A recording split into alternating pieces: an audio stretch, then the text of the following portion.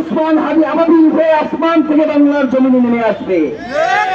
আমরা শহীদ উসমান হাদির রক্তের সাথে কোন ধরনের বেইমানি সহ্য করব না।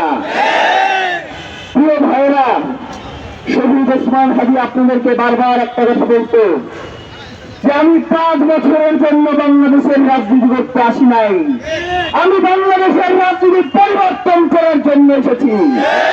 যারা বাংলাদেশের রাজনীতিকে ক্ষমতা এবং দখলদারিত্বের মাধ্যমে রাজনীতি করতে চায়, আমি তাদের জন্য বাংলাদেশের রাজনীতিকে কঠিন করে দেওয়ার জন্য এসেছি।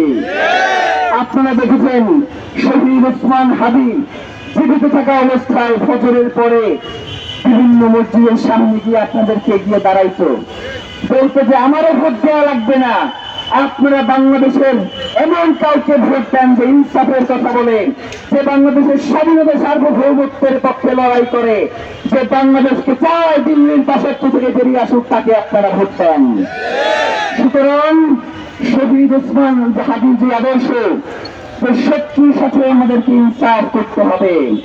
আমরা আপনাদেরকে বলে দিতে চাই, শহীদ উসমান হাদি বাংলাদেশের জন্য এমন এক নক্ষত্র, শহীদ উসমান হাদি বাংলাদেশের জন্য জুলাইয়ের এমন এক প্রাণ।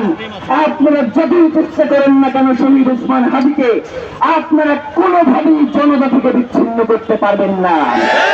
শহীদ উসমান হাদি আমাদের হয়ে আসমান থেকে বাংলার জমিনে নেমে আসবে। শহীদ উসমান হাদি এই ইনকিলাব বাংলাদেশের মানুষের স্বাধীনতা সংগ্রামের কথা বলবে, তাদের জুলাইয়ের কথা বলবে, ইনসাফের কথা বলবে। এই যে মায়া, আমার মা এবং বোনেরা, শহীদ উসমান হাদির মা এবং বোনেরা এই পেছনে এসে দাঁড়িয়েছে, তারা আমাদেরকে বলছে যে আমাদের সন্তানদেরকে যদি এর জন্য রক্ত দিতে হয়, আমরা তার জন্য এখানে এসে দাঁড়িয়েছি।